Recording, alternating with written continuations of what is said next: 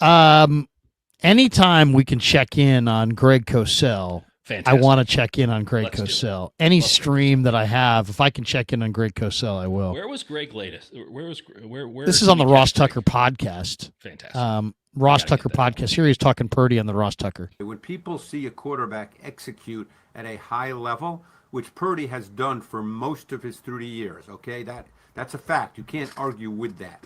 Okay, that's what he's done. They assume that it's the system that allows a quarterback to play at a high level, particularly if it's drop back stuff. Obviously, when you watch a Lamar Jackson run around or Josh Allen do what he does, but when it's essentially a pocket quarterback executing the system at a high level, people automatically assume it's the system, Ross, just like you say. It is really hard to do. I remember years ago talking with Steve Young, and we were talking about Bill Walsh, and Steve Young said that it is so hard to do that, and the greatest compliment that I could ever get from anybody is I make it look easy. He said it is so hard to execute that system at a really high level. Talk about quarterbacks. I do it. We all do it. We fall into that trap. I try not to, but people talk about physical traits, arm strength. Can he run around? It's funny. I was just talking with Jack a moment ago. Your guy Jack. He mentioned Lenora Sellers from South Carolina. Perfect example. 6'3", 240, big arm, can run around. Anthony Richardson, you've mentioned. But they don't talk about what are really traits as well, which is the ability to understand the game pre-snap, understand what you're looking at, throw with timing and anticipation, be able to instantly recognize disguise and late coverage rotation. These are things that Brock Purdy is very, very good at. And really, when you get down to it, if you listen to someone like Tom Brady talk when he does NFL games, that is what quarterback play is more about than the ability to throw the ball really hard 35 or 40 yards down the field, or the ability to run a 4.4 40. It's the nuances, the details. Quarterback is a disciplined craft. Purdy is at his best. At his best. Last year, he was not quite as good as he was in their Super Bowl season, but this is the nature of his game. This is what his game is about. He is a disciplined craft quarterback. What do you think? It's perfect. It's perfect analysis. It's Greg Cosell. That's why we would bring him on as often as we could on the leader. I mean, it's just... It's not to say that I've agreed with everything Greg Cosell has ever said. He and I have actually had some real drag it outs on the air before in regards to, I don't even remember what it was about, but there was a disagreement and we both brought what we brought and we agreed to disagree on it. But I don't think I can put it. I know I can't put it any better than what he just did. It is a craft. My concern in this regard is how much of the craft is still important, right? I know that this is vital, right? I know this is fundamental to the quarterback position.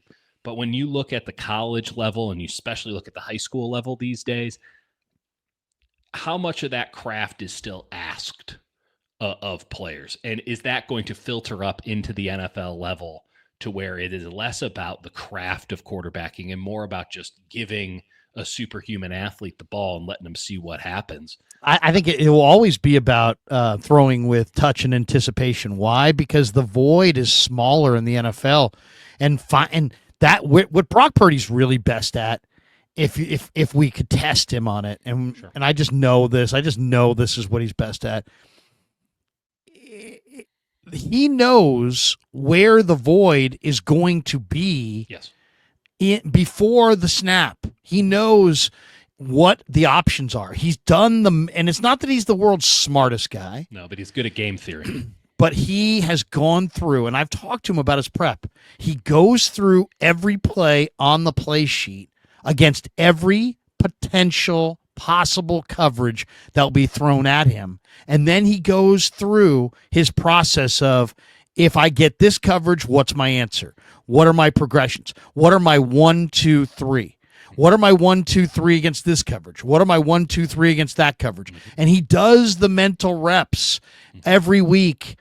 And so when it comes to Sunday and he comes up to the line of scrimmage, he's looking for one key player, usually a safety or a linebacker, and he's going to read that player and make that player maybe the conflict defender, maybe put that player in conflict, maybe just know exactly on this play, we're going to go here, here, and here. And it's like having that mindset. But to me, it's like when I watch like Justin Fields, because I watched a lot of Pittsburgh for whatever reason last year. I'm sorry. He has no idea where the void is in the defense. And so he's a total non-usable quarterback in the red zone because something has to flash open. Then he has to see it open. Mm-hmm. Then he has to do the mechanics of reaching back and throwing it. Then the ball's got to travel there. Then the guy's got to make a play. It's all too slow. There's no reading. Yeah. He doesn't react. He doesn't create the void or lead the receiver to the open spot in the defense, the void in the defense. He doesn't do any of that. He doesn't do any of that. So he's got to have the best arm. He's got to have the best accuracy because he's waiting to see it all open. And then once it's totally opened up, then he's going to – and it's like you can't play that way. Take what's given to him so long as you overtly give it to him. Right, but I mean, he does not see it. When you watch their receivers this past year, you saw how much was given. It's not a lot. You don't have these – that's the kind of quarterback where you need the unbelievable talent that – frankly, the 49ers did give Brock Purdy those first 2 years. That's the kind of guy who needs that stuff because he can't work with anything else. Was Purdy great last year? No, of course not. But I was just talking about it. What was he given out there? His best receiver was Juwan Jennings. What was he doing with Juwan Jennings? I just mentioned this. He would have to throw the ball before Jennings came out of his break. That might sound trivial at the NFL level. It frankly should be trivial. At the NFL level, it's not. It just isn't. There's not. I mean, half of the quarterbacks in the NFL who start can't make that throw. They don't have the trust in their preparation. They don't have the trust in their receivers. They don't have the arm to deliver the ball onto a spot as opposed to onto a man. Again, it should be trivial, but it isn't. And going into the system stuff, if Kyle's system was so fucking easy, then how come he can't just do it with anybody, right? I mean, legitimately, everyone says, "Oh, anybody can do it." That's the biggest fallacy is that there are people still walking around saying that Kyle Shanahan could do it with anybody. He can do it if if you have the stuff between the ears. Nick Mullins had the stuff between the ears, and he did. He had some pretty nice stuff, and then team said, "Okay, we got this figured out." I would also like to note in this, everyone runs Kyle Shanahan's system now. So the idea of having some unique advantage because you're Kyle Shanahan has been diminished, seeing as you have 14 minions running around the NFL calling plays just like you and stealing your stuff every week. So every defense is now keyed in on all of these little things. And so what's it going to come down to? It's going to come down to quarterback play and overall talent on the field. When it comes to Brock, it's pretty simple. The first thing that he made clear to Kyle and everybody else is that he could be the offensive coordinator on the field, right? It wasn't just that he would come in there and he would rip it and that he, had this confidence and that he was this almost undeniable leader of men despite having this kind of smaller stature and all this stuff. It was that he knew the entire playbook before he showed up to his first day of training camp, right? Rookie mini camp, they gave him the playbook. That stuff was memorized. He didn't wait a second. He had that stuff down, and he was running those mental reps before he was even on the roster. You saw him after practice in training camp as a rookie, as the fourth string quarterback, running through that stuff extra with some depth receivers, right? Because you never know when your number is going to get called. And that has to be the prerequisite. I don't know how you could feel comfortable as an offensive coordinator, which is an entirely cerebral exercise. Right? It is only mental. Kyle Shanahan would love to go out there and give you a rep because he's got the mental side of it down. That is the foundation of success at the quarterback position, having the mental side down. There is not enough athleticism on the planet to overcome not having the mental side of it down and being able to play the cat and mouse game with defenses. Peyton Manning is a shitty athlete. How is he able to win a Super Bowl or two? The Tom Brady 6th-round draft pick, there's a famous photo of him and his boxers looking like a dope. Greatest quarterback of all time, and he's been chasing that photo, trying to put it to shame ever since then, which is a whole other thing. But why is he the best? Because Joe Montana, third-round pick. No one's saying that these guys aren't incredible professional athletes, but all of these guys were predicated fundamentally on the between-the-ears stuff. This is what pisses me off when people talk about Lamar Jackson. You think that he can just go out there and run around and just figure it out on the fly? No, he's got to do a tremendous amount of between-the-ear stuff. Why is Patrick Mahomes as successful as he is? Yeah, he has Andy Reid. Yeah, he has Travis Kelce. And yeah, they don't even run plays, him and Travis Kelce, a lot of the time. But he is able to game out the game well before the game starts. The mental stuff is handled. And it's not stuff that is overt, and it's not stuff that's clear. This is the kind of stuff that happens on Monday to Saturday. I don't remember who said it, but you don't pay me for Sundays. Sundays I do for free. You pay me for Monday through Saturday to get my body ready in the quarterback position, to get my mind ready. Brock has had that down. 4-year starter in college. You don't think that he learned a little something along the way? He wasn't out there winging it.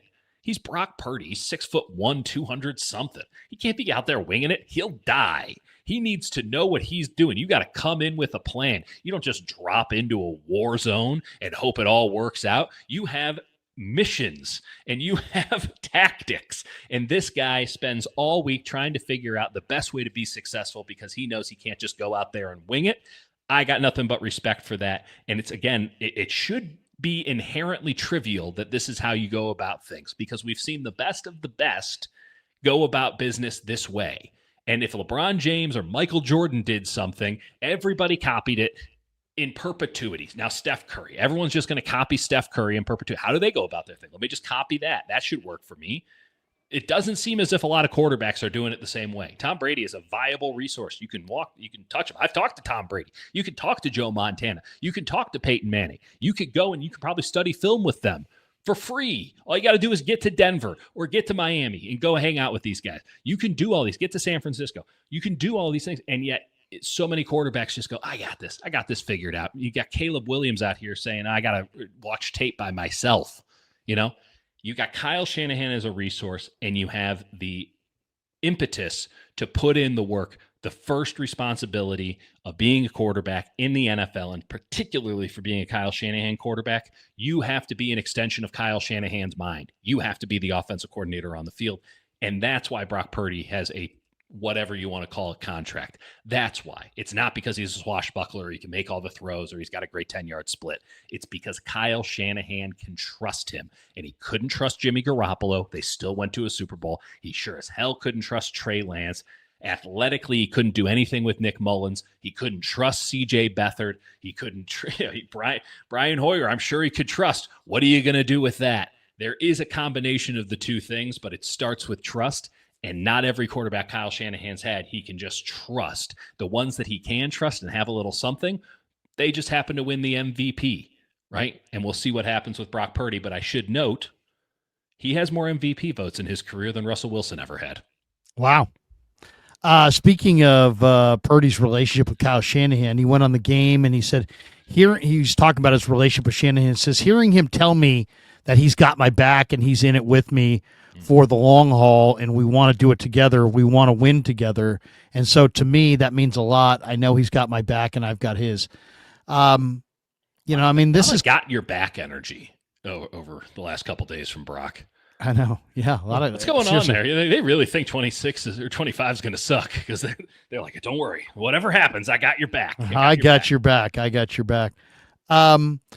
Purdy was asked on KNBR by Murph if he's a top 10 quarterback, and he said, yes, sir, which is the right answer. Yeah. And I think he is. I have him. Sometimes I have him 8, sometimes I have him 12, but I would say a good place to, if you're trying to stay on solid ground with Brock Purdy, you could probably say, is he an elite quarterback? No, but is he a top 10 quarterback? Yes. Sure.